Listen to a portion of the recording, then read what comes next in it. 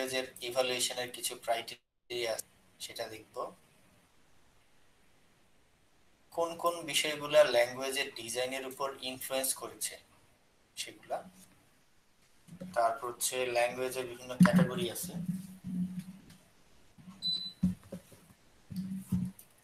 ল্যাঙ্গুয়েজকে আমরা কিছু ক্যাটাগরিতে ভাগ করি সেগুলো দেখব।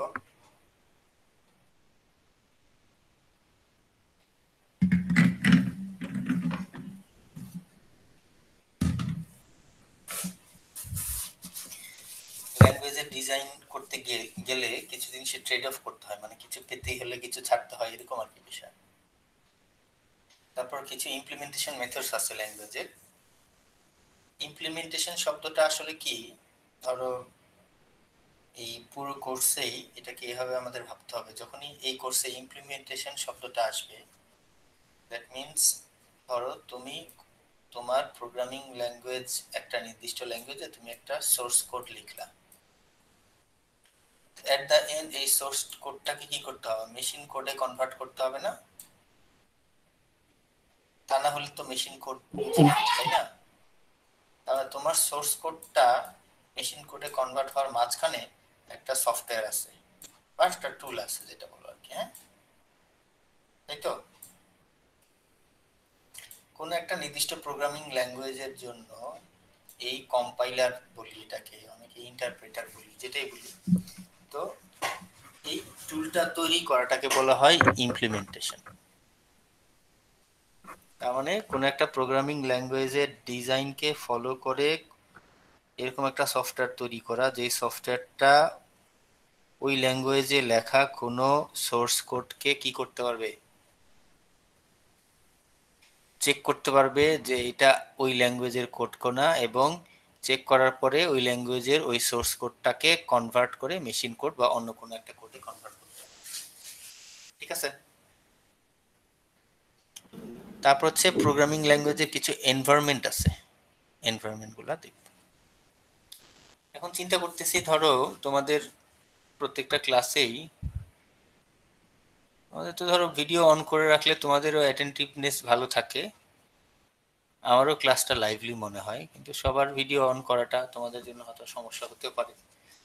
প্রত্যেক ক্লাসে একজনকে রানিং মেট র্যান্ডমলি চুজ করবো আর কি, হ্যাঁ, সে যেটা করবা ওই নেক্সট ক্লাসে ওই ক্লাসে ভিডিও অন করে রাখো, তাহলে আমার জন্য একটু ক্লাসটা লাইভলি মনে হয় আর কি, ইন্টারেক্টিভ মনে হয় তোমাদের জন্য। এটা কি মনে হয়, ভালো হয় না? নাকি সবারটা ভিডিও অন করলেই ভালো হয়, কোনটা?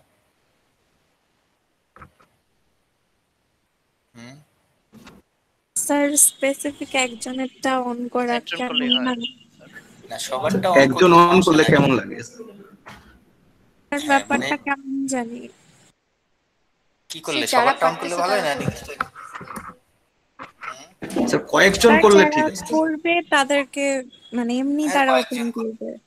কয়েকজন করলে হয়, কি করা যায়, এই যে করে করবো না, সবাই অন করলে তো সমস্যা নাই। হ্যাঁ কিন্তু সবাই অফ করে রাখলে স্যার করলে সবাই রেগুলার করাই ভালো, স্পেসিফিক একজন থাকলে ব্যাপারটা কেমন জানি। হ্যাঁ আসলে সবাই রেগুলার করতে তো আমি চাই, এখন তোমরা আবার যদি না করো এই জন্য আর কি, যে স্যার আমার ভিডিও সমস্যা। এক এক ক্লাসে একজন দুইজনকে সে ক্লাসে রেসপন্স করা, অবশ্যই এটা সিআর এরও দায়িত্ব নিতে পারে, যদি আমরা সিআর তৈরি করি, নেক্সট ক্লাসে সিআর তৈরি করবো। হ্যাঁ যাই হোক, রানিং বেড বানাবো চিন্তা করছি, প্রতি ক্লাসে একজন দুইজন করে, দেখি এক্সপেরিমেন্টালি কেমন হয় আর কি। সমস্যা নেই স্যার, আমরা স্যার মানে কোশ্চেন অ্যান্সারের মাধ্যমে ক্লাসটাকে লাইভ রাখবো সবসময়। হ্যাঁ কিন্তু এখন ধরো মাঝে মাঝে কোশ্চেন ডাকি, তখন সে ঘুম থেকে উঠে, আমি কি করবো বলো, ওই জন্যই মনে হয় আর কি। অথবা যদি মনে করো স্যার আপনার ভিডিও অফ রাখবো, কিন্তু আপনি যাকে যখন বলবেন অন ডিমান্ড ভিডিও অন করবে, এটাও খারাপ না, বলো? সেটা তো করতেই পারি, তবু একজন রানিং মেট রাখলে আমার জন্য ভালো হয়, একজন বা দুইজন। তারপর মানে এক্সপেরিমেন্টালি দেখা যায়। আমরা এখানে টপিকগুলা পড়লাম আসলে। এখন এই ল্যাঙ্গুয়েজ বা এই কোর্সটা কেন পড়া দরকার?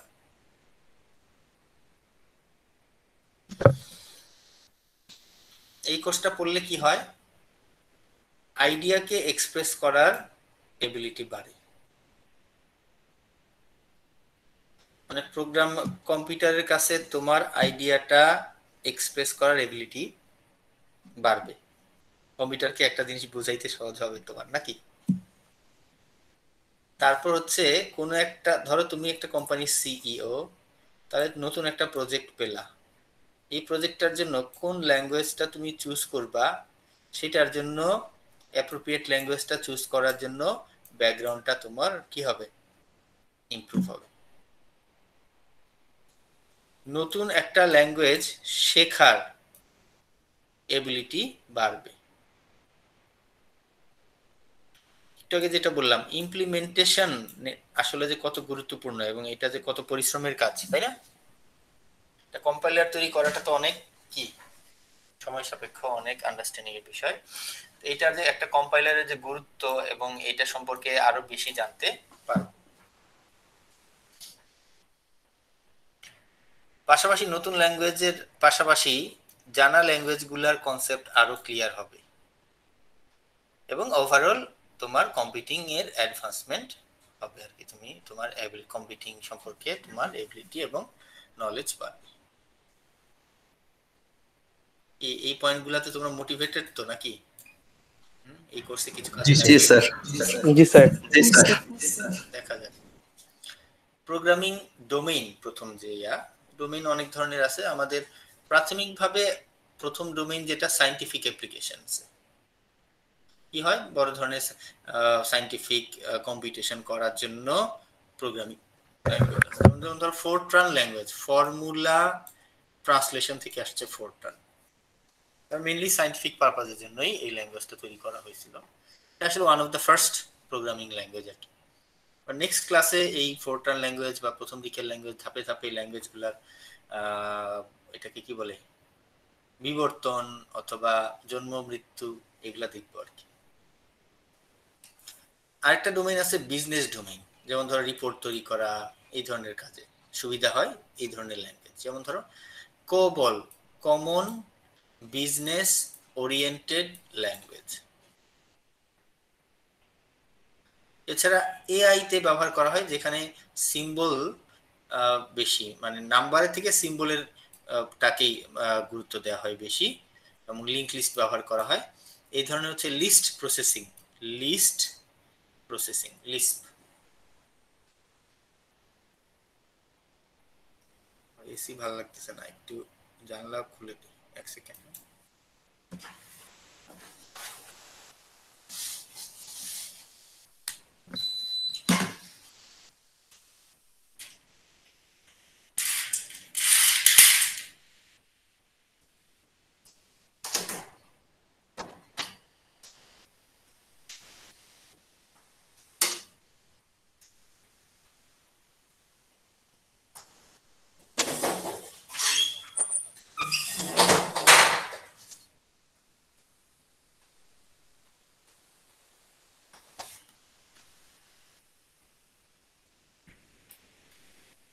হ্যালো।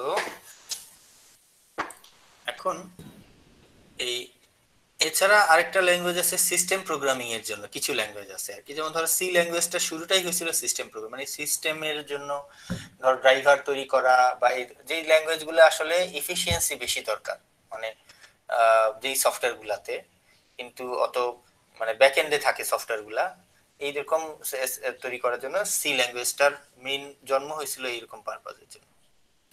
ওয়েব ডিজাইনের জন্য সফটওয়্যার, যেমন ধরো কতগুলো স্ক্রিপ্টিং ল্যাঙ্গুয়েজ আছে, মার্কআপ ল্যাঙ্গুয়েজ আছে, HTML স্ক্রিপ্টিং ল্যাঙ্গুয়েজ, পিএইচপি, ব্যাকএন্ডে জাভাও থাকে, web software, web related software, এরকম বিভিন্ন অ্যাপ্লিকেশন ডোমেনের উপর ভিত্তি করেও প্রোগ্রামিং ল্যাঙ্গুয়েজ আছে। এরপরে যে পয়েন্টটা, একটা ল্যাঙ্গুয়েজ ইভালুয়েশন ক্রাইটেরিয়া, মানে একটা ল্যাঙ্গুয়েজ কতটুকু ভালো কতটুকু খারাপ। যেমন ধরো চারটা পয়েন্ট এখানে গুরুত্বপূর্ণ। এছাড়া আর কিছু পয়েন্ট আছে, রিডেবিলিটি, রাইটেবিলিটি, রিলায়েবিলিটি আর কস্ট। রিডেবিলিটি যদি বলি কি বলবো বলো? আচ্ছা রিডেবিলিটি না, আমি ফাহিম শাহরিয়ার, আচ্ছা ফাহিম শাহরিয়ার দেখছো ঘুমাইতেছে। Rima বাসফুর, Yes, sir. রিমা, আচ্ছা তুমি এমনি জাস্ট ধারণা করে বলো যে মানে যে হতে হবে যে তা না, রিলায়েবিলিটি আসলে একটা প্রোগ্রামিং ল্যাঙ্গুয়েজের আবার রিলায়েবিলিটি কি?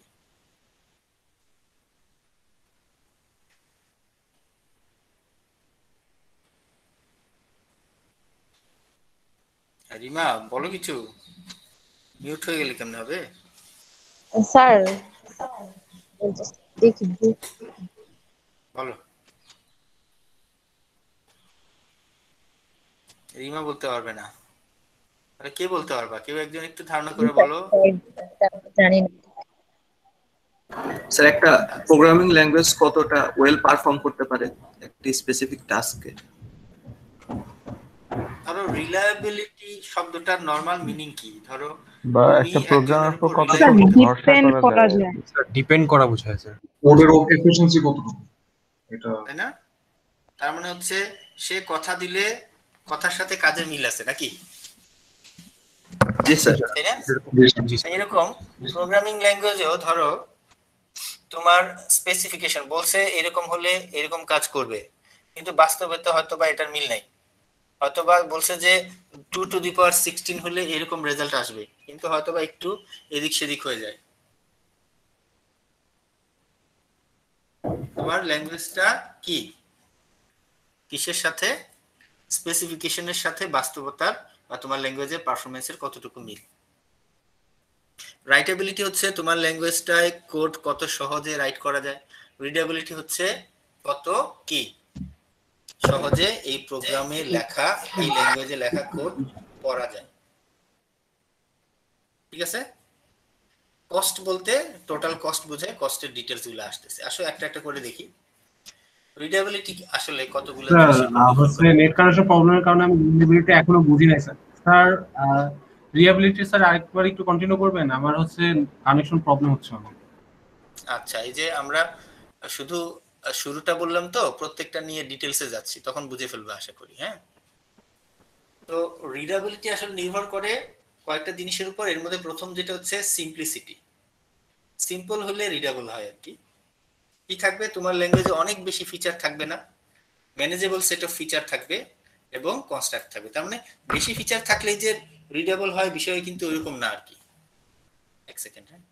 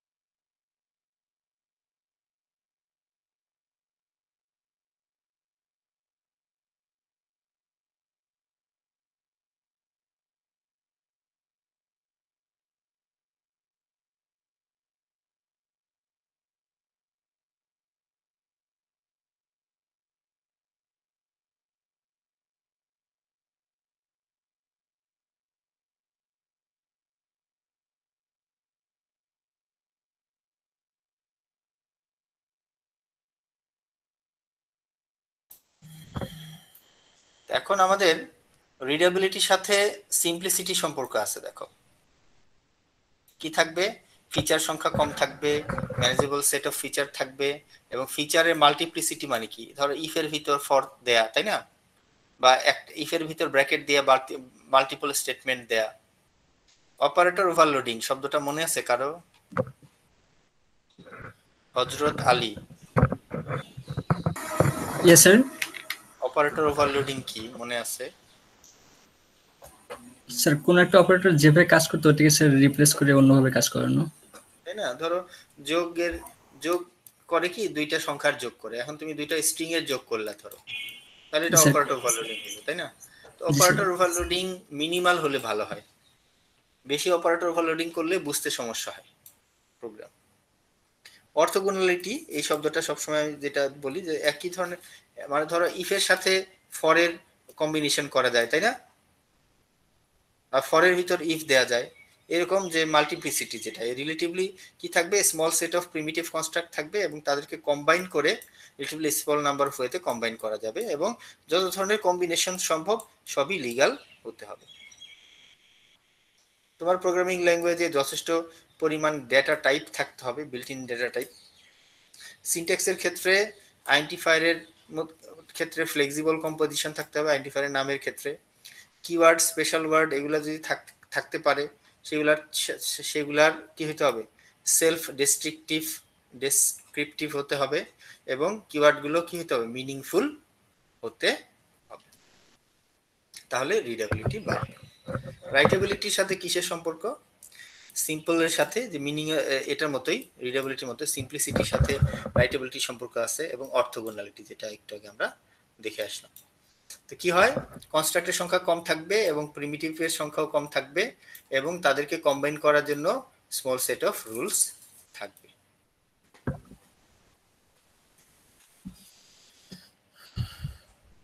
আসলে কি ধরো ফিচারের সংখ্যা বাড়াইলে যে একটা প্রোগ্রামিং ল্যাঙ্গুয়েজ অনেক পপুলার হবে সেটা কিন্তু না। তো কালকে বা নেক্সট দুইটা ক্লাসে, এরপরে দুইটা ক্লাসে তোমরা এটা দেখতে পাবা যে অনেক কি হয় না, যে পৃথিবীতে একসময় ডাইনোসর ছিল, টিকে থাকে নাই নাকি, তাই না? অনেক বড় বড় ল্যাঙ্গুয়েজও কি শেষ পর্যন্ত টিকে থাকে। মানে নরমালি আমরা কম্পিউটার ব্যবহারকারী হিসাবে অনেক সময় কোনো একটা সফটওয়্যার বেশি কমপ্লেক্স হলে বা বেশি ফিচার থাকলে সবগুলো মাথায় আমরা রাখতে চাই না, সিম্পল দেখে। বিশেষ করে আবার সফটওয়্যার তৈরির ক্ষেত্রে এটা একটা থাম্ব রুল আছে যে তুমি যতই কঠিন কাজ করো, ইউজারের কাছে কি জানো, এই কি যে তোমার ক্লায়েন্ট সে যদি মনে করে যে এটা এত সহজ কাজ, দ্যাট মিন্স মানে তুমি তোমার ইউজার ইন্টারফেস এবং ইয়াটা ভালো আর কি, বিষয়টা এরকমই। তো সাপোর্ট ফর অ্যাবস্ট্রাকশন কি হবে? অ্যাবস্ট্রাকশন মানে কি, হাইডিং না। যেমন ধরো তুমি কোডটাকে ছোট ছোট ভাগে ভাগ করবা, যেমন ধরো একটা ফাংশন করলা যে বাবা ফাংশন আর কি, বাবা ফাংশনটাকে কল করবা যে বাবা আমার 500 টাকা দরকার, বাবা তোমাকে টাকা দিয়ে দিবে। এখন কোত্থেকে টাকা এনে দিবে সেটা তোমার জানার বিষয় না, না তাই তো? তো এরকম ভাবে তোমার রাইটেবিলিটির সাথে এটা সম্পর্ক, the ability to define and use complex structure of operations in ways that allow details to be ignored. Internal details আমার জানার দরকার নেই। এভাবে যদি ধরো অ্যাবস্ট্রাকশনের এক ধরনের আছে প্রসেস অ্যাবস্ট্রাকশন, যেখানে কতগুলো স্টেটমেন্ট মিলে একটা ফাংশন লিখবো, আর হচ্ছে ডেটা অ্যাবস্ট্রাকশন না, অবজেক্ট ওরিয়েন্টেড কনসেপ্টে ডাটা এবং তার রিলেটেড ফাংশনগুলোকে একসাথে একটা ইউনিট রাখলাম, এনক্যাপসুলেট করলাম। এগুলো থাকলে আমার কি হয়, রাইটেবিলিটি বাড়ে। আর হচ্ছে এক্সপ্রেসিভিটির সাথে রাইটেবিলিটির সম্পর্ক আছে। কি থাকবে, অপারেশনগুলোকে কি করার জন্য, স্পেসিফাই করার জন্য কতগুলা কনভিনিয়েন্ট ওয়ে থাকবে। Strength and number of operators and predefined key functions, কতগুলা বিল্ট ইন অপারেটর থাকবে এবং কতগুলা বিল্ট ইন ফাংশন থাকবে, এবং নাম্বার অফ অপারেটর সংখ্যা থাকবে যথেষ্ট এবং পাওয়ারফুল হতে হবে আর কি অপারেটরগুলো। এখন রিলায়েবিলিটির বিষয় একটু প্রশ্ন করছিলাম। রিলায়েবিলিটি কি আসলে যেটা বলছিলাম যে কথার সাথে কাজের মিল থাকা, অথবা তুমি একটা প্রোগ্রাম রান করছো, যে রেজাল্টটা আসার কথা এক্স্যাক্টলি সেই রেজাল্টটাই যেন আসে। রেজাল্টের থেকে যদি নড়চড় হয়ে যায়, দ্যাট মিনস তোমার প্রোগ্রামিং ল্যাঙ্গুয়েজটা কি না, রিলায়েবল না, স্টেবল না আর কি। তো এখানে প্রাথমিকভাবে রিলায়েবিলিটির বিষয় থেকে টাইপ চেকিং। ধরো তুমি একটা স্ট্রিং এর সাথে একটা ইন্টিজার যোগ দিয়ে দিলে কেমন হবে? কিছু কিছু ল্যাঙ্গুয়েজ আছে যে ডোন্ট মাইন্ড, সেক্ষেত্রে কি হবে বলো, গার্বেজ ভ্যালু আসবে রেজাল্টে, তাই না? তো তোমার টাইপ চেকিংটা রিলায়েবিলিটির সাথে সরাসরি সম্পর্ক। এক্সেপশন হ্যান্ডলিং, ধরো একটা অ্যারেতে 10টা এলিমেন্ট আছে, তুমি 15তম এলিমেন্টে গিয়ে একটা ভ্যালু রেখে দিছো, কিন্তু অ্যারের সাইজ হচ্ছে 10। তাহলে তোমার ল্যাঙ্গুয়েজে যদি সেটা এই রান করার সময় ধরা পড়ে তাহলে তো মুশকিল। বিষয়টা এরকম হয়ে যাবে, তুমি 1 মাস লাগে একটা প্রজেক্ট করছো, তুমি যখন রান করছো তখন কোনো ভুল টুল দেখা নাই, স্যারের কাছে গেলেই ওটার মধ্যে একটা এরর চলে আসে। স্যার এম্বারাসিং সো না? True, sir so true. তো এক্সেপশন হ্যান্ডলিং এর বিষয় আসে। তো অ্যালিয়াসিং ও এক ধরনের জিনিস যে কি করবো, ছদ্মনাম কি হবে, presence of two or more distinct referencing method for the same memory location. আমরা রেফারেন্সিং করছি, ধরো মেমোরির একটা লোকেশনের জন্য তোমাদের একজনের একাধিক নাম থাকে না? জি স্যার। যেমন ধরো কারো বাসায় বন্ধুরা জানে ওর নাম হলো এই কি যেন রেজওয়ান, আর বাসায় ডাকে হচ্ছে পিচ্চি, নাকি?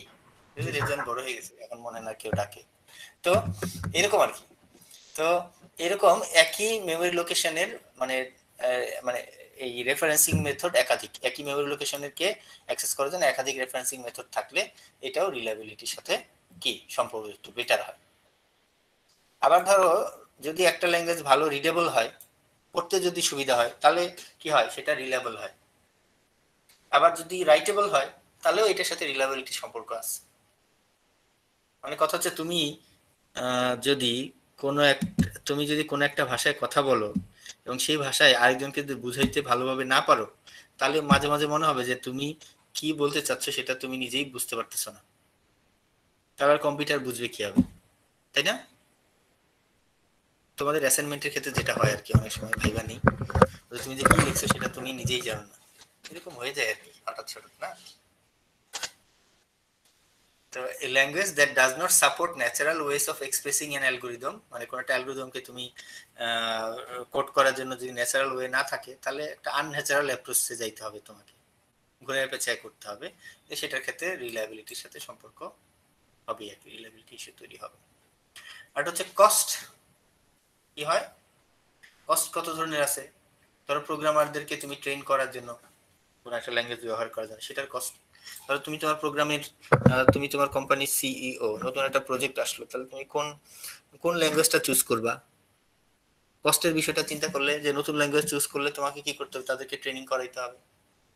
তারপর প্রোগ্রাম রাইট করতে সময় লাগে না, কিছু ল্যাঙ্গুয়েজে কোড করতে তাড়াতাড়ি হয়, কিছু ল্যাঙ্গুয়েজে কোড করতে সময় লাগে, তাই না? সেটা তো কোড ধরতে হবে, কারণ সময়ের সাথে তোমার প্রোগ্রামারের স্যালারি ডিপেন্ডেন্ট। তারপর হচ্ছে কম্পাইলিং প্রোগ্রাম। কি হয়, একটা প্রোগ্রামকে তুমি যদি কি করতে চাও,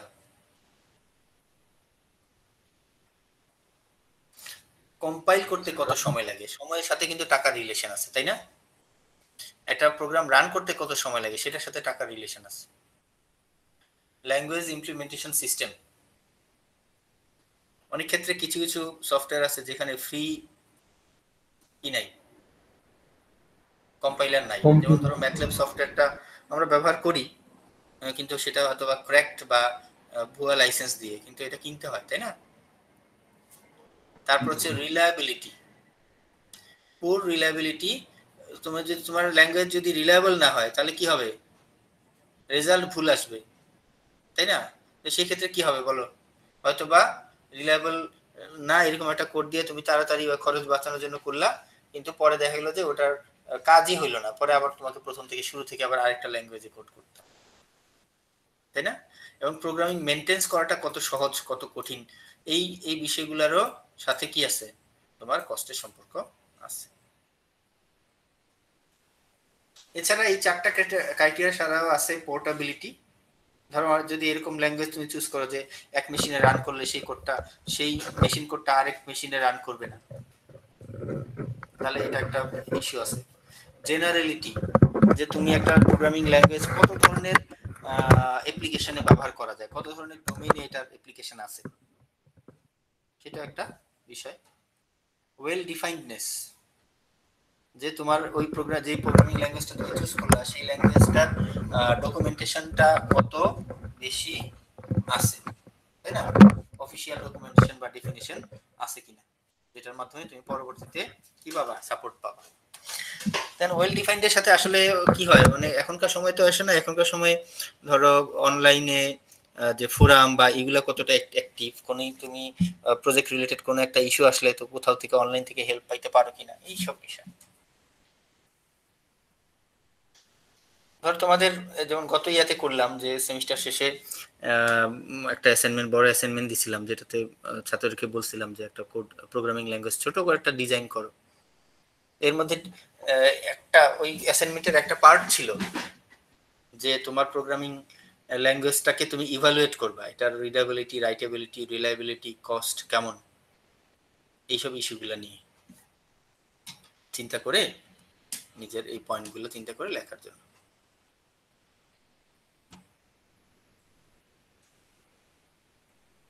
ল্যাঙ্গুয়েজ ডিজাইনের উপর কি কি জিনিসের কি কি বিষয়ের ইনফ্লুয়েন্স আছে সেটা নিয়ে আমরা এখন দেখব।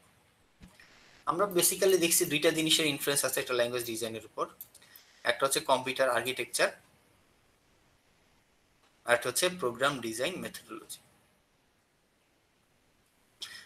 কম্পিউটার আর্কিটেকচারের আসলে কি, ধরো বাস্তবতা হচ্ছে এই যে আমরা ভন নিউম্যান আর্কিটেকচার যেটা দেখছি ট্র্যাডিশনাল, কি থাকে, একটা সিপিইউ থাকে, এর মধ্যে মেমোরি থেকে ইনপুট ইনস্ট্রাকশন আসে, সে রেজাল্ট দেয়, মানে ইনপুট আসে, প্রসেস করা হয়, আউটপুট দেওয়া হয়, তাই তো? আমাদের প্রোগ্রামিং ল্যাঙ্গুয়েজও তো তাই, কম্পিউটারের ভন নিউম্যান আর্কিটেকচারের প্রসেসর যেভাবে কাজ করে আমাদের ইয়েও কাজ করে, যে আমাদের প্রোগ্রাম রান করে আমরা ইনপুট দেই, এখান থেকে রেজাল্ট তৈরি হয়। তো ল্যাঙ্গুয়েজ আসলে ল্যাঙ্গুয়েজগুলো যে ডেভেলপ করা হয়েছে সেটাও ভন নিউম্যান আর্কিটেকচারের বেসিক যে স্টাইল সেটার বাইরে চিন্তা করা হয় না। ল্যাঙ্গুয়েজেস আর develop around the prevalent computer architecture known as von Neumann architecture. আরেকটা হচ্ছে প্রোগ্রাম ডিজাইন মেথডোলজি। সময়ের সাথে সাথে নতুন নতুন ধরনের ডিজাইন মেথডোলজি আসছে, যেমন অবজেক্ট ওরিয়েন্টেড প্রোগ্রামিং মেথডোলজি আসছে, বিভিন্ন ধরনের নতুন ধরনের প্রোগ্রামিং প্যারাডাইম আসছে এক্সটেনশনের মাধ্যমে, বা নতুন ধরনের প্রোগ্রামিং ল্যাঙ্গুয়েজ আসছে। তো আমরা ভন নিউম্যান আর্কিটেকচার বা প্রোগ্রামের কম্পিউটার আর্কিটেকচারের কি আছে, প্রোগ্রামিং ল্যাঙ্গুয়েজ ডিজাইনের উপর ইনফ্লুয়েন্স আছে, আর আছে হচ্ছে কিসের, প্রোগ্রামিং মেথডোলজির ইনফ্লুয়েন্স। মেথডোলজির ইনফ্লুয়েন্সটা যদি বলি, 1950 সাল মানে প্রথম দিকের যে প্রোগ্রামিং কম্পিউটার ব্যবহার, তখন বা 50 থেকে 60-এর সময়ে, তখন কম্পিউটারের ব্যবহার ছিল খুব কম, বেসিক্যালি সায়েন্টিফিক অ্যাপ্লিকেশনেই ব্যবহার ছিল। তাই যদি হয় তাহলে তখন শুধু মেশিন এফিসিয়েন্সির উপরই গুরুত্ব ছিল বেশি। কিসের উপর? মেশিন এফিসিয়েন্সির উপর গুরুত্ব ছিল। তাহলে অ্যাপ্লিকেশন ছিল সিম্পল আর মেশিন এফিসিয়েন্সির উপর গুরুত্ব ছিল। 1960 সালের দিকে people efficiency became important. Machine efficiency কেন? যে আসলে আমার প্রোগ্রামারকে যত সময় লাগুক আমার কোড লিখতে, প্রোগ্রাম কম্পিউটার যেন খুব দ্রুত রেজাল্ট দেয়, মানে কোডিং টাইম 6 ঘন্টা লাগুক, হার্ডওয়্যার যেন কম্পিউটার যেন খুব তাড়াতাড়ি রেজাল্ট দেয়, সেটার উপর ছিল। তো এখন তুমি যদি কম্পিউটারের সাথে কথা বলতে চাও, তাহলে কোন ভাষায় কথা বললে কম্পিউটার সবচেয়ে তাড়াতাড়ি বুঝবে? বলো, এটা কে বলবা? স্যার লোয়ার লেভেল ল্যাঙ্গুয়েজ, তামান্না ল্যাঙ্গুয়েজ, তামান্না হক বলো। না, তামান্না নাই। আশির ইন্তিসার, Yes, sir. তুমি বলো কোন ভাষায় কম্পিউটারের সাথে কথা বললে সবচেয়ে? Sir, machine language. মেশিন ল্যাঙ্গুয়েজে, তাই না? কিন্তু মেশিন ল্যাঙ্গুয়েজে কোড করাটা তো একদম প্রোগ্রামারের জন্য খুব কঠিন না? সময়ের সাথে সাথে পরবর্তীতে আস্তে আস্তে যখন প্রোগ্রামিং ল্যাঙ্গুয়েজ ডেভেলপ হয়েছে, তখন প্রোগ্রামার যেন খুব দ্রুত কোড লিখতে পারে সেটা গুরুত্বটা পাইছে। আর প্রোগ্রামারের কোড থেকে মেশিন কোডে কনভার্ট করার জন্য আলাদা সফটওয়্যার ইমপ্লিমেন্টেশন তৈরি করা হয়েছে। স্যার আপনি কি আমার নাম কল করেছেন স্যার? আমি তাম্মাম হক স্যার। হ্যাঁ, বুঝতে পারছি, সমস্যা নাই। তো রিডেবিলিটি, বেটার কন্ট্রোল স্ট্রাকচার, এরকম আসছে। স্ট্রাকচারড প্রোগ্রামিং আসছে পরবর্তীতে, এবং top down design and step by step কি রেজাল্ট তৈরি হয়েছে। পরবর্তীতে 1970 সালের দিকে দেখো পরে কি আসছে, এই আগের যে প্রসেস ওরিয়েন্টেড প্রোগ্রামিং থেকে ডাটা ওরিয়েন্টেড প্রোগ্রামিং আসছে, যে ঠিক আছে আমি ডাটাগুলা রাখবো এবং ডাটা রিলেটেড যে কোডগুলো আছে সেগুলো মিলে একটা ইউনিট বানাবো। আসলে 1970 সাল থেকেই অবজেক্ট ওরিয়েন্টেড এর ফিচারটা আসছে, তাই না? তারপর এটা নতুন ফিচার যখন আসলো, ডিজাইন মেথোডোলজি আসলো, সাথে সাথে প্রত্যেকটা প্রোগ্রামিং ল্যাঙ্গুয়েজ দেখার চেষ্টা করছে তাদের নতুন নতুন কি আসতে, ভার্সন নিয়ে আসতে, এবং যেটা বুঝতে পারছে যে হ্যাঁ এটা আসলে ইম্পর্টেন্ট। ধরো কি হলো, এই সি থেকে পরবর্তীতে সি প্লাস প্লাস আসলো না? 1980 সালের দিকে, 1970 থেকে আসলে লেট 70-এর থেকে আসলে আসছে ডাটা ওরিয়েন্টেড আসছে। পরবর্তীতে 1980 সালের দিকে ফুল ডেটা অ্যাবস্ট্রাকশন না, এর সাথে ইনহেরিটেন্স, পলিমরফিজম এগুলো অ্যাপ্লাই করে ফুল অবজেক্ট ওরিয়েন্টেড ফিচারটা আসলো আমাদের হাতে। তাহলে দেখো প্রোগ্রামিং মেথোডোলজি, এটার উপর প্রোগ্রামিং ল্যাঙ্গুয়েজের ডিজাইনের ইনফ্লুয়েন্স আছে, তাই না? জাভা তো আগে ছিল না, অবজেক্ট ওরিয়েন্টেড প্রোগ্রামিং এর ফিচার উপর ভিত্তি করে জাভা ল্যাঙ্গুয়েজটা আসছে আমাদের, না?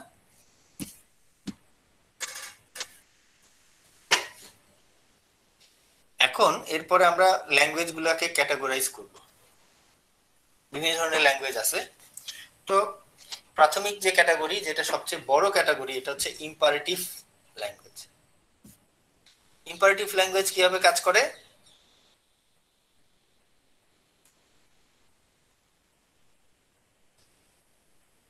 ইম্পারেটিভ ল্যাঙ্গুয়েজ গুলাতে একেবারে সেন্ট্রালে থাকে হচ্ছে তোমার ভেরিয়েবল গুলা, অ্যাসাইনমেন্ট, স্টেটমেন্ট আর লুপ। মানে ভেরিয়েবল, স্টেটমেন্ট, তারপর হচ্ছে ইফ এলস, ফর লুপ, এগুলাই এর কি থাকে, মেইন ফিচারে থাকে আর কি, ফোকাসে থাকে কোডিং করার সময়। এবং পাশাপাশি অবজেক্ট ওরিয়েন্টেড প্রোগ্রামিং ল্যাঙ্গুয়েজ গুলো ইম্পারেটিভ ক্যাটাগরিতে পড়ে, স্ক্রিপ্টিং ল্যাঙ্গুয়েজ গুলো ইম্পারেটিভ ক্যাটাগরিতে পড়ে, ভিজুয়াল ল্যাঙ্গুয়েজ গুলো ইম্পারেটিভ। তার মানে C, Java, Perl, JavaScript, Visual Basic, dot net, C plus plus সবই ইম্পারেটিভ। তাহলে স্যার সবই তো ইম্পারেটিভ, তাহলে আর কোনো তো কিছু নাই? এর বাইরেও ল্যাঙ্গুয়েজের ক্যাটাগরি আছে। দ্বিতীয় যে মোস্ট ডমিনেন্ট ক্যাটাগরি সেটা হচ্ছে ফাংশনাল ল্যাঙ্গুয়েজ। ফাংশনাল ল্যাঙ্গুয়েজে কি হয়? মেইন উদ্দেশ্য হচ্ছে main mean of making computations is by applying functions to given parameter. তাহলে এখানে ভেরিয়েবলটা মূল না, এখানে ফাংশনই। ধরো ফাংশনাল ল্যাঙ্গুয়েজে ফার্স্ট ক্লাস এন্টিটি হচ্ছে ফাংশন, ফাংশনগুলো প্যারামিটার নেয় আর রেজাল্ট দেয়। লিস্প যে language, list processing, Scheme language, meta language, ML, F sharp, এই ধরনের ল্যাঙ্গুয়েজগুলোর স্টাইল হচ্ছে কি বা ক্যাটাগরি হচ্ছে ফাংশনাল ল্যাঙ্গুয়েজ, সবই ফাংশন। আরেকটা ক্যাটাগরি, এটাতে বেশি ল্যাঙ্গুয়েজ নাই, সেটা হচ্ছে logic language. Prolog, programming in logic, Prolog, এটা হচ্ছে রুল বেসড। কি করা হয়, এটা অনেক ফাংশনের ভিতর আমি সে তারে কি করি, ধরো রুলটা হচ্ছে এরকম, ছোট উদাহরণ দিই, ধরো আমি যদি তোমার শিক্ষক হই তাহলে তুমি আমার ছাত্র, তাই তো? ধরো এক জায়গায় ফ্যাক্ট ইনপুট দেওয়া আছে যে আমি তোমার শিক্ষক, তাহলে কম্পিউটার আরেকটা ইনফারেন্স অ্যাপ্লাই করে সে তাকে শিখাই দিবা যে কেউ যদি কারো শিক্ষক হয় সে হচ্ছে তার ছাত্র। ইন এক্স যদি ওয়াই এর শিক্ষক হয় তাহলে ওয়াই হচ্ছে এক্স এর স্টুডেন্ট।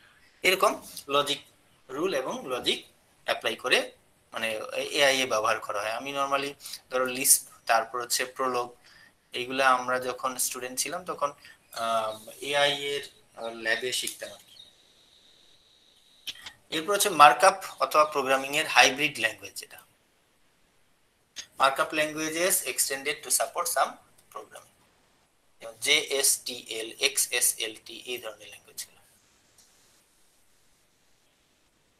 এই ল্যাঙ্গুয়েজগুলো কি নরমালি মার্কআপ ল্যাঙ্গুয়েজগুলো ধরে XML বা HTML এগুলোর মধ্যে তো প্রোগ্রামিং ফিচার নাই। তাহলে কিছু ল্যাঙ্গুয়েজ আছে যেটা মার্কআপ করা যায়, পাশাপাশি কি করা যায়, এর সাথে কিছু প্রোগ্রামিং ফিচারও আসছে।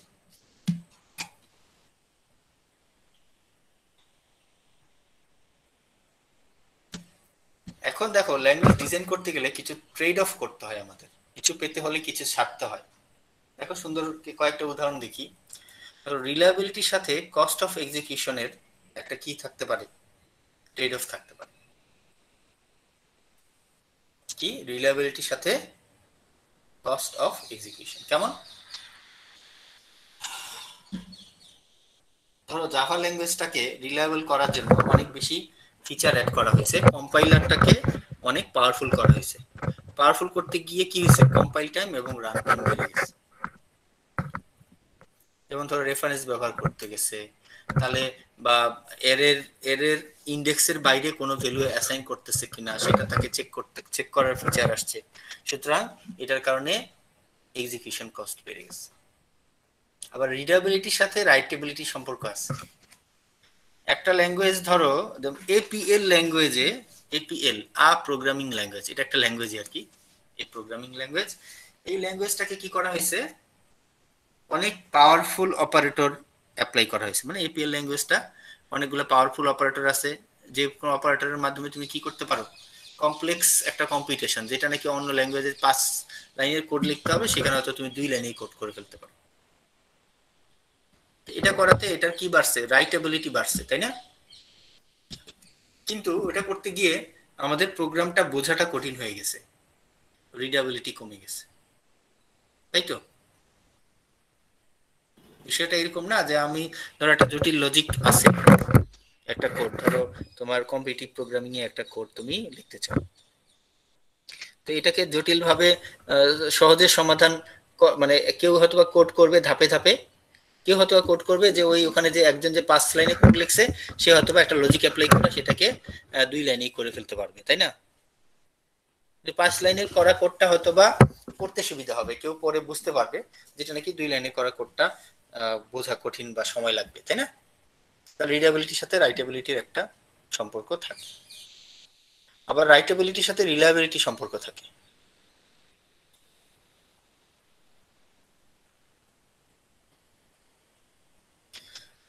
ধরো সি প্লাস প্লাসে পয়েন্টার আছে, পয়েন্টার থাকার কারণে কি হয়, অনেক ফ্লেক্সিবল হয়েছে এবং রাইটেবিলিটি বাড়ছে। কিন্তু পয়েন্টারটা অনেক রিস্কি, এটা দিয়ে কি করা যায়, মানে আনঅথরাইজড অ্যাক্সেস করা যায়। মানে কি হয়, অনেক একটা প্রোগ্রামের যেখানে যে কোডের অ্যাক্সেস নাই সেখানে অ্যাক্সেস করে ফেলানো সম্ভব, তাই না?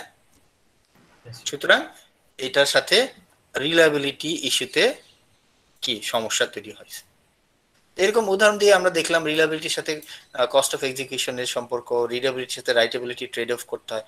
তুমি ল্যাঙ্গুয়েজ চুজ করে নিবা এগুলা, বা এর আগের যে ল্যাঙ্গুয়েজ বিভিন্ন ধরনের ক্যাটাগরি অথবা ইভালুয়েশন ক্রাইটেরিয়া দেখে যে তুমি কোন ল্যাঙ্গুয়েজটা চুজ করবা তোমার কিসের জন্য, প্রজেক্টের জন্য। এরপরে যে বড় সেকশন আমাদের সেটা হচ্ছে ইমপ্লিমেন্টেশন মেথডস।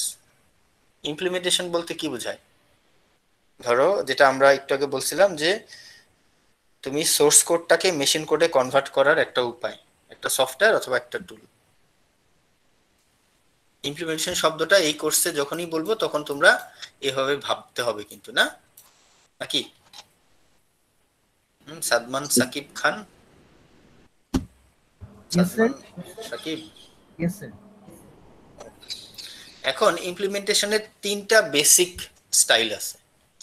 একটা হচ্ছে কম্পাইলেশন, পিওর ইন্টারপ্রিটেশন আর hybrid interpretation. Hybrid implementation system সে কি করে, ওই কম্পাইলার আর ইন্টারপ্রেটারের কম্বিনেশন আর কি, তাই না? কম্পাইলেশনে কি হয়,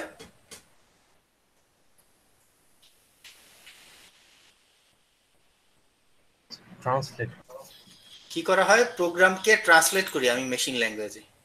এখানে জেআইটি জাস্ট ইন টাইম সিস্টেমটাও কম্পাইলেশন সিস্টেমের মধ্যে পড়ে।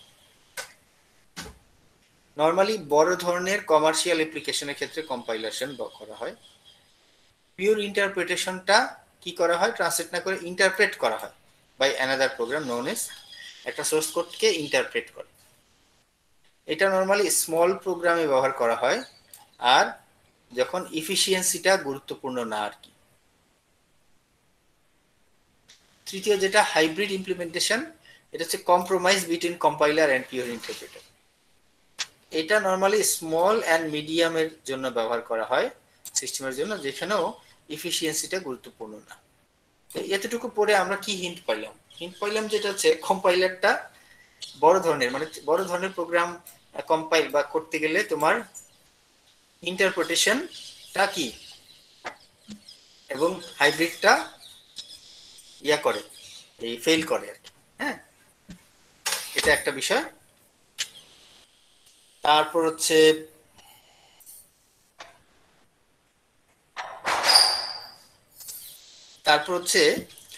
মানে পিওর ইন্টারপ্রিটেশন বা হাইব্রিডটা অতটা কি না, এফিশিয়েন্ট না, এতটুকু তো আমরা হিন্ট পাইছি, তাই না নাকি? আসলে এখন একটু ডিটেলসে। হ্যাঁ বলো, কি কিছু বলতে চাচ্ছিলা? এগুলা কাজ কি সেম ভাবেই করে? সেটাই তো আমরা ডিটেলসে যাচ্ছি এখন। এখন আসলে কম্পাইলার বলো ইন্টারপ্রেটার বলো, এরা অপারেটিং সিস্টেমের উপর একটা সফটওয়্যার হিসেবে কি করা হয়, ইনস্টল করা হয় না? ওরা কি করে, আমি এখানে কোডটা লিখি, সেই কোডটাকে সে ইন্টারপ্রেট করে অথবা কম্পাইল করে অপারেটিং সিস্টেম এবং মাইক্রো ইনস্ট্রাকশন ইন্টারপ্রেটার ব্যবহার করে মেশিন কোডে কনভার্ট করে, যেটা এখানে রান করা হয় মেশিনে, তাই না? ওইটা না, সোর্স কোডটা এইসব সফটওয়্যার কি করে, মেশিন কোডে কনভার্ট করে এবং operating system micro instruction interpreter এই মেশিন কোডগুলোকে রান করতে সহায়তা করে আমাদের। প্রথম যেটা বলি কম্পাইলেশন। কম্পাইলেশনকে ধরো খুব সহজে একটা বলতে পারি, তোমাদের অ্যানালজি দুইটার কম্পারিজন যদি দেখি, ধরো বাংলাদেশের কি পররাষ্ট্রমন্ত্রী আর ইন্ডিয়ার পররাষ্ট্রমন্ত্রী। বাংলাদেশের পররাষ্ট্রমন্ত্রী ইন্ডিয়ার পররাষ্ট্রমন্ত্রীকে বলবে যে আপনি আমাকে ভ্যাকসিন দিচ্ছেন না কেন, তাড়াতাড়ি দেন, নাকি একটা চিঠি লিখতে চায়। এই হচ্ছে বাংলা ভাষায় একটা চিঠি, মানে ধরো সোর্স কোড আর কি তোমার, নাকি? ইন্ডিয়ার পররাষ্ট্রমন্ত্রী তার বাংলা ভাষা বুঝে না, না? তো তাকে কি করতে হবে, এই চিঠিটা হিন্দি ভাষায় ট্রান্সলেট করতে হবে, না? তাহলে মাঝখানে একজন ট্রান্সলেটর লাগবে। এই হচ্ছে আমার কম্পাইলার। এই চিঠিটা কম্পাইলারের কাছে দেয়া হবে, সোর্স কোডটা। কম্পাইলার দেখবে এই যে কম্পাইলার, তাকে কিন্তু ভাষা জ্ঞানী হইতে হবে, তাকে বাংলা ভাষাও ভালোভাবে জানতে হবে, আর কি হিন্দি ভাষাও ভালোভাবে জানতে হবে, তাই না? তো সে কি করবে, এই সোর্স কোডটা দেখে সে চেক করবে যে এই সোর্স কোডটার মধ্যে কোনো ভুল আছে কিনা। ঠিক আছে, ভুল যদি থাকে সে ফিডব্যাক দিবে ভুল আছে, এটাকে ট্রান্সলেট করা সম্ভব না। তা না হলে সে কি করবে, হিন্দি ভাষায় একটা স্ক্রিপ্ট তৈরি করে সেটা এই ইন্ডিয়ার পররাষ্ট্রমন্ত্রীর কাছে দিবে, না? এই হচ্ছে compilation process in a short আর কি। তাহলে ইন্টারপ্রিটেশন কি হবে? ইন্টারপ্রিটেশন ধরো বাংলাদেশের পররাষ্ট্রমন্ত্রী বলি, পররাষ্ট্রমন্ত্রী না বলে সচিবই বললে ভালো হয়, এখন আবার কখন ডিজিটাল আইন।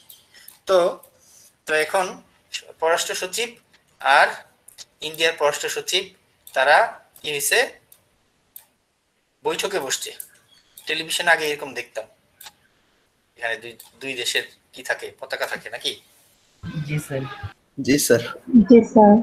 তো এখানে একজন বসে থাকে একটা চেয়ারের মধ্যে, পা ঝুলে বসে থাকে, যাই হোক, যে কি সে এখন বাংলাদেশের পররাষ্ট্রমন্ত্রী বললো যে আপনি কেমন আছেন, সাথে সাথে সে কি একে বলে দেয় আপ কেসে হো, নাকি?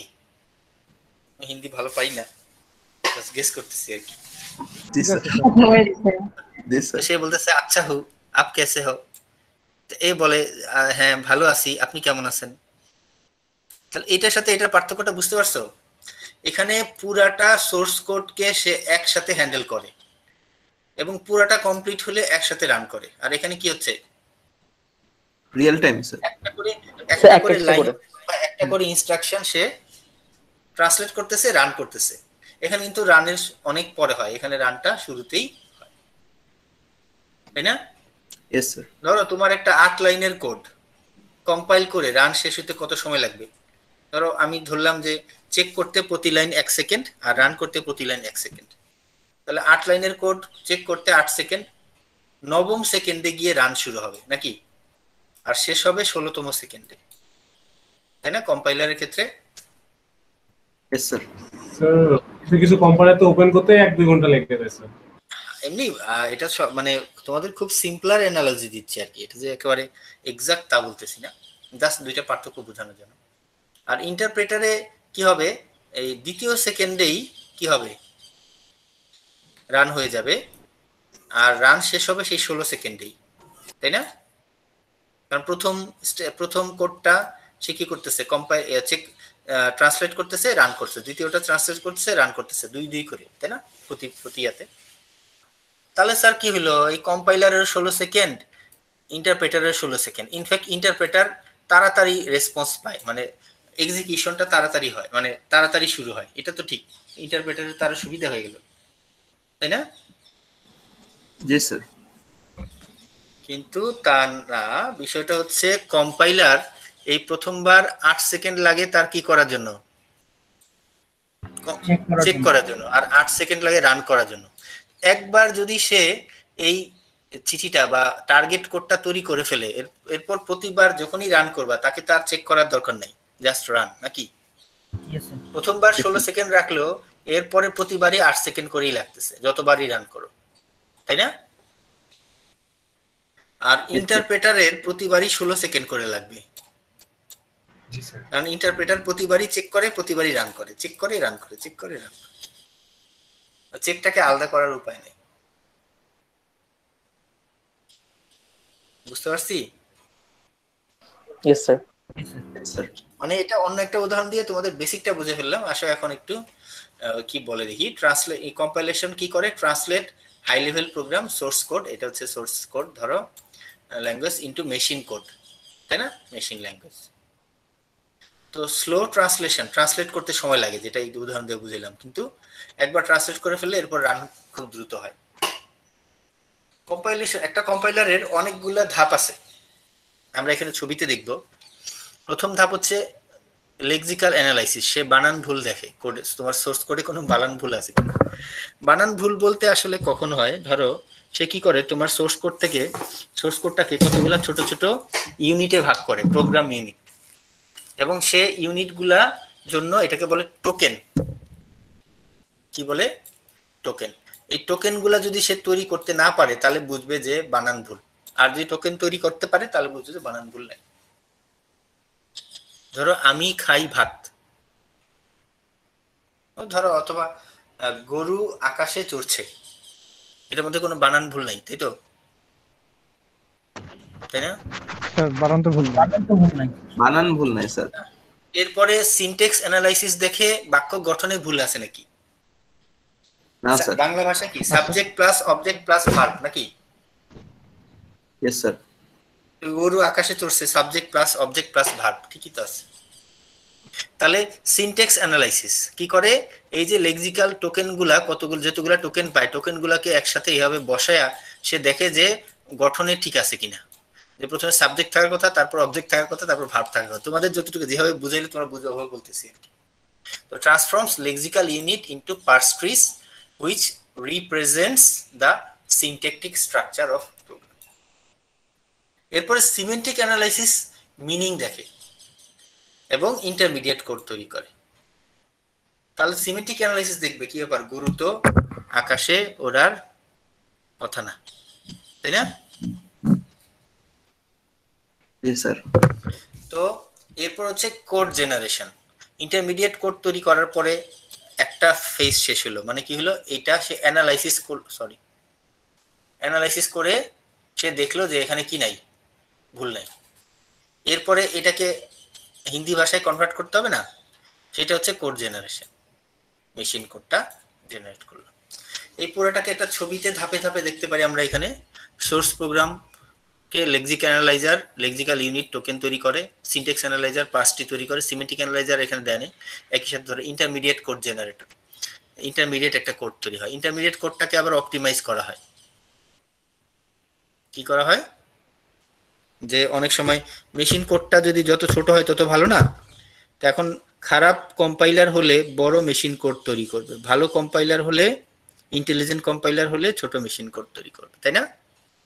একটা কম্পাইলার তৈরি করতে অনেক, মানে তোমার কম্পিউটার সায়েন্সের অনেক কিছু জানা লাগে, খালি প্রোগ্রামিং ল্যাঙ্গুয়েজ জানা লাগলে হবে না, তোমার গ্রাফ থিওরি জানা লাগবে, অ্যালগোরিদম জানা লাগবে, এই আর্টিফিশিয়াল ইন্টেলিজেন্সেরও দেয়া লাগবে, অনেক কিছু।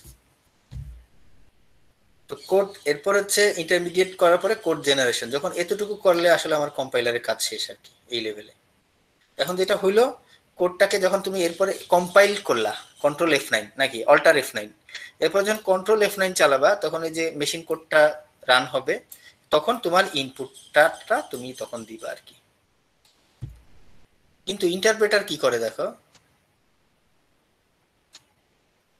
সে কি করে সোর্স প্রোগ্রামটা ইন্টারপ্রেটার যখন ইন্টারপ্রেট করে তখন শুরুতেই কি হয় ইনপুট নিয়ে নেয়, কারণ ইন্টারপ্রেটার তো প্রতি লাইন বাই লাইন যখন সে এক্সিকিউট করে তখনই ইনপুট দরকার হয়, এরকম না যে পুরাটা কম্পাইল ট্রান্সলেট শেষ করার পরে সে রান করে, তাই না? আসো, এছাড়া কম্পাইলারে আরো কিছু জিনিস আছে, লোড মডিউল, লিঙ্কিং মডিউল।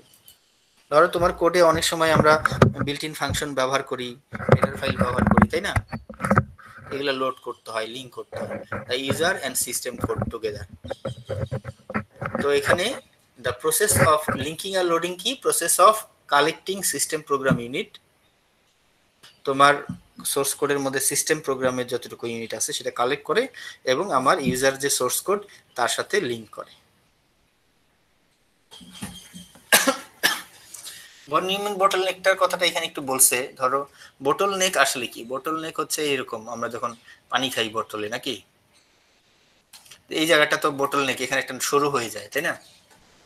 ট্রাফিকের মধ্যে এরকম হয় যে মোটামুটি 300 ফিটের রাস্তাটা তো চওড়াই, এসে এখন ধরো প্রগতি সরণিতে এসে এখন চিকন হয়ে গেছে। রাস্তার মাঝখানে কোথাও এক জায়গায় ধরো কাটা অর্ধেকটা রাস্তা কেটে কাজ করতেছে, দ্যাট ইজ এ বোটলনেক, তাই না? কম্পিউটার নেটওয়ার্ক যখন তোমরা পড়ছো হয়তো, যে কম্পিউটার নেটওয়ার্কসে কোনো একটা নেটওয়ার্কের সর্বোচ্চ স্পিড হচ্ছে কি, ওই সবচেয়ে সর্বনিম্ন মাঝখানে ইন্টারমিডিয়েট পার্টগুলোর মধ্যে যেখানে সবচেয়ে লোয়েস্ট কি থ্রুপুট পাবা সেটাই, কারণ সেটা সেই জায়গায় এসে সব প্যাকেট বসে থাকবে। তো পিওর ইন্টারপ্রিটেশনে কোনো ট্রান্সলেশন হয় না, ইন্টারপ্রিটেশন যেটা বললাম one by sentence by sentence, statement by statement translation. তো এখানে কি হয়, ইন্টারপ্রেট করাটা সহজ, মানে এটার জন্য কোড লেখাটা সহজ, ইন্টারপ্রেটার তৈরি করা সহজ, তাই না? এবং তাৎক্ষণিকভাবে রান টাইম এররটা দেখা যায়, কিন্তু রান টাইম এররটা আমরা এভয়েডই করতে চাই আর কি। যাই হোক, পিওর ইন্টারপ্রিটেশনটা স্লোয়ার এক্সিকিউশন, কি হয় 10 থেকে 100 গুণ স্লোয়ার কম্পাইলার থেকে। কম্পাইলারের মধ্যে যে পরিমাণ এক্সপার্টাইজ, তারপর হচ্ছে কি যেন অপটিমাইজেশন ব্যবহার করা হয়, ইন্টারপ্রিটেশনে কিন্তু অতটুকু করা হয় না, তাই না? ধরো তুমি যখন দুইজনে কথা বলবে, মাঝখানে যখন ইন্টারপ্রেটার থাকে কি হয়, তখন শুধুমাত্র ওর একজন পার্সনের এক্সপার্টের উপরই পুরো কনভারসেশনেরটা ইফিসিয়েন্সি নির্ভর করে, তাই না? আর কম্পাইলেশনের ক্ষেত্রে তো তুমি দরকার হলে সরকারের একটা উইংই থাকতে পারে যে নাকি কি করবে, 10-12 জন মিলে হয়তো বা এই কোডটাকে কি করবে, বা এই বাংলা এই আমাদের চিঠিটাকে সে তারা পলিশ করে ট্রান্সলেট করে বারবার দেখায় তারপর ঠিক করতে হবে, তাই কিনা? সময় পায় এবং অনেক এক্সপার্টাইজ পায়, যেটা না আমাদের ইয়াতে পিওর ইন্টারপ্রিটেশনে সম্ভব না। আবার ওই দিক দিয়ে আবার মেমোরি ইফিশিয়েন্ট হয় না আর কি তোমার পিওর ইন্টারপ্রিটেশন করার পরে কোডটা। তারপর এখন হাই লেভেল ল্যাঙ্গুয়েজগুলোর ক্ষেত্রে এখন খুব কমই ব্যবহার করা হয় পিওর ইন্টারপ্রিটেশন, কিন্তু এটা একটা ইন্টারেস্টিং হচ্ছে, পরবর্তীতে প্রায় ইন্টারপ্রিটেশনটা প্রায় উঠেই গেছিল, পরবর্তীতে যখন কি আসলো, স্ক্রিপ্টিং ল্যাঙ্গুয়েজগুলো আসলো। কোনগুলা বলতো? জাভাস্ক্রিপ্ট, পিএইচপি, তখন ইন্টারপ্রিটেশন গুলো আবার সিগনিফিকেন্টলি ফেরত আসলো। মানে এটা আমি মজা করার জন্য উদাহরণ দিই, ধরো একটা ওয়েব পেজ যখন লোড করে তখন কি পুরা ওয়েব পেজের কন্টেন্টটা একসাথে এনে দেখবো কোথাও কোনো ভুল আছে কিনা, তারপর গিয়ে রান করব, বিষয়টা কি এরকম হলে ভালো হয়? নাকি 3-4 লাইন প্রথমে একদিক দিয়ে রান হইতে থাকবে, আমার স্ক্রিনে দেখাইতে থাকবে, আরেক দিক দিয়ে লোড হইতে থাকবে, কোনটা ভালো? স্যার লোড হইতে থাকলে তাই না? তাহলে মানে ইউজাররা তো খালি আমি ওই 5 মিনিট পরে পুরো প্রোগ্রাম পুরা ওয়েব পেজটা একসাথে লোড হবে সেটার জন্য ইউজাররা নরমালি অপেক্ষা করতে চায় না, তাই না? খালি মাথা, তুমি তো একটা ওয়েব পেজে ঢুকলে যদি বাংলাদেশের গভর্নমেন্টের ওয়েব পেজগুলোতে ঢুকো খালি মাথা ঘুরায়, তাই না? তো সেগুলো তো চাই না আমরা। তো pure interpretation process source program ইন্টারপ্রেটারের কি হয়, এখানে সোর্স প্রোগ্রাম থাকে এবং ইন্টারপ্রেটার সরাসরি ইনপুটটা নিয়ে নেয়, কারণ ইন্টারপ্রেট করার সময় আসলে সে রান করা শুরু করে দিচ্ছে, তাই না? ঠিক তো? Yes, sir. Hybrid implementation systems, এটা আসলে কম্পাইলার আর পিওর ইন্টারপ্রেটারের একটা কম্প্রোমাইজ আর কি, একটা মিক্স আপ।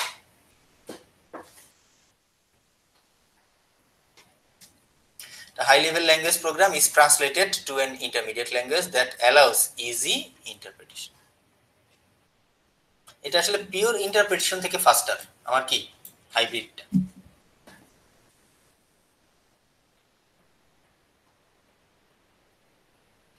কিন্তু কম্পাইলারের মতো ফাস্টার না আর কি। তার প্রথমে উপর দিকে এটা আসলে ওই যে কি যেন আমির খানের পিকের মতো আর কি, তাই না? হাফ হচ্ছে উপরের অর্ধেক হচ্ছে কম্পাইলার, নিচের অর্ধেক হচ্ছে ইন্টারপ্রেটার। অ্যানালাইসিসের কাজটা কম্পাইলার করে নিয়ে ইন্টারমিডিয়েট কোডটাকে কি করা হয়, ইন্টারপ্রেট করা হয়। হাইব্রিড, তাই না?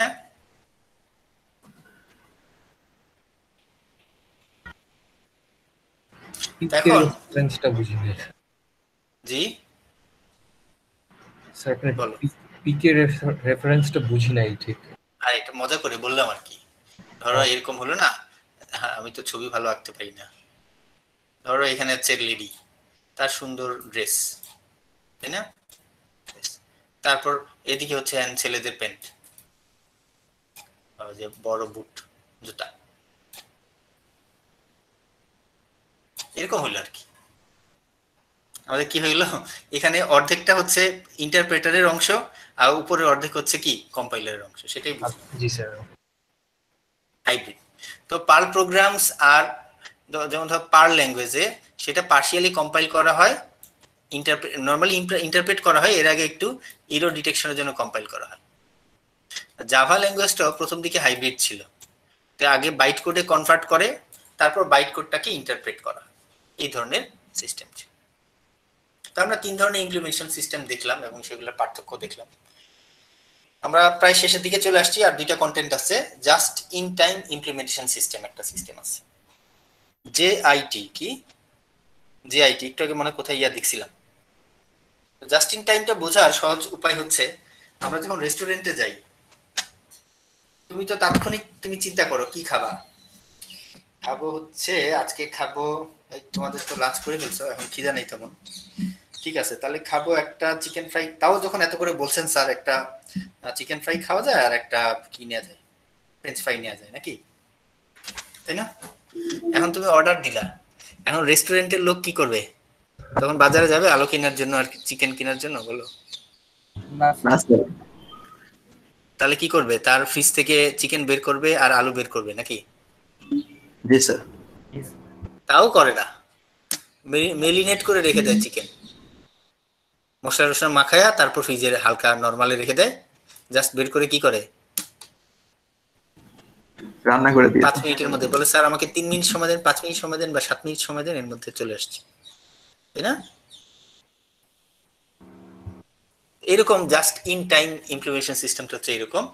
Initially translate program to an intermediate language, then compile the intermediate language of the subprogram into a machine code when they are called.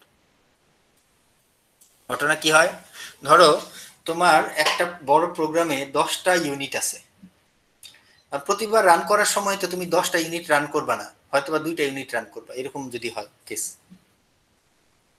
তাহলে পুরো প্রোগ্রামটার মেশিন কোড তৈরি করার দরকার নাই, তাহলে মেশিন কোডটা হেভি হয়। আমি কি করব, ইন্টারমিডিয়েট কোড তৈরি করে রেখে দিব 10টা ইউনিটারি বা 10টা ফাংশনারি। কিন্তু যখন যেটা যদি কি করবে, যখন প্রোগ্রাম রান করব তখন যে ইউনিটটা দরকার হয় তাৎক্ষণিক সেটার থেকে ইন্টারমিডিয়েট কোড তৈরি করে কি করব, আমি ব্যবহার করব। ঠিক আছে? Hello? Yes sir. The machine code version is kept for subsequent call. JST systems are widely used for Java programming ক্ষেত্রে ব্যবহার করা হয়। একবার যদি একটা ইউনিটের যদি মেশিন কোড একবার তৈরি করে ফেলা হয়, সেটা কি পরবর্তীতে আর নতুন করে তার কনভার্ট করার দরকার হয় না। ডটনেট ল্যাঙ্গুয়েজ গুলা মোটামুটি জিআইটি সিস্টেম ব্যবহার করে।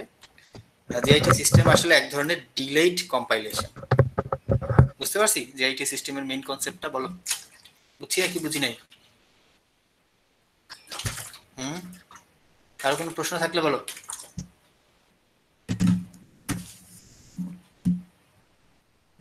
প্রি প্রসেসর কি জিনিস বলো?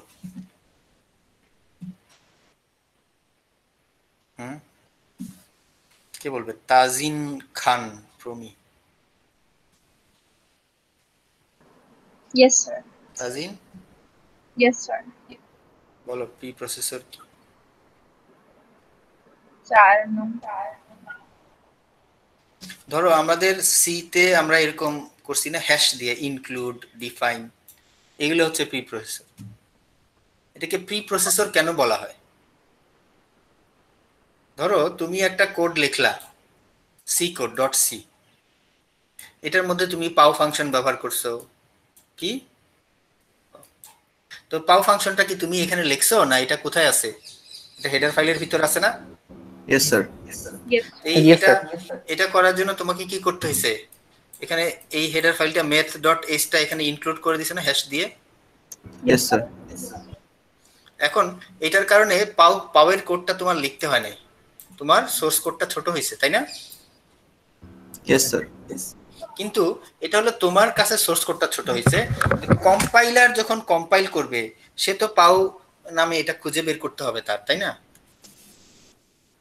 কি করে জানো? প্রি প্রসেসর, প্রি প্রসেস তার মানে তোমার কোডটা যখন কম্পাইল করতে দাও, কম্পাইল শুরু হওয়ার আগে কিছু জিনিস প্রসেস হয়, এই জন্য বলে প্রি প্রসেসর। কি করে? এই যে তোমার যে প্রি প্রসেসর ম্যাক্রোতে যেগুলো দিয়ে রাখছো ইনক্লুড বা ডিফাইন, সেগুলার যে কোডগুলা সেগুলো এসে তোমার সোর্স কোডে জায়গায় জায়গায় ঢুকে যায়।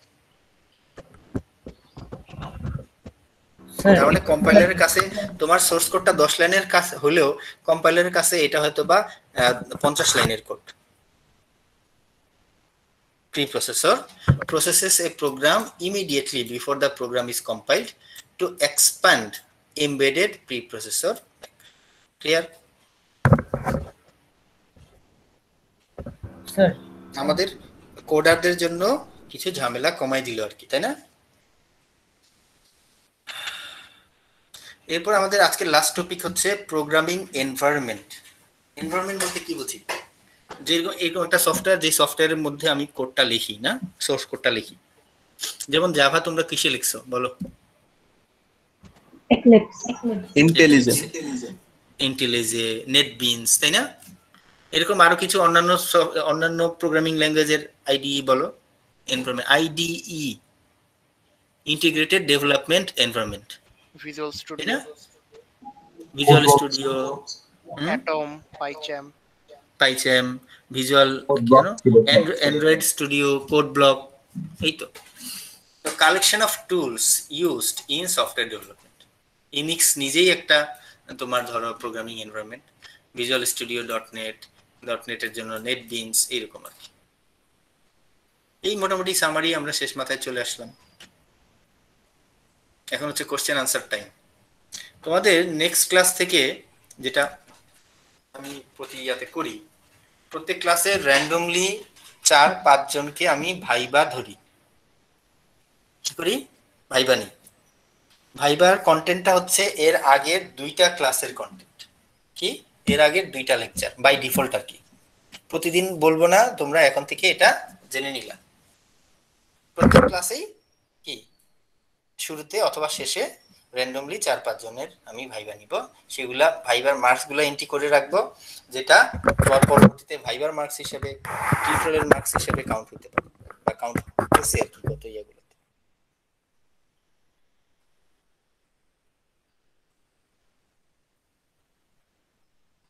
ঠিক আছে? কারো কোনো প্রশ্ন আছে এই বিষয় নিয়ে? তাহলে আর কি লাস্টে গিয়ে স্যার কোনো ফাইনাল ভাইবা হবে না? হ্যাঁ, ফাইনাল ভাইবা হবে।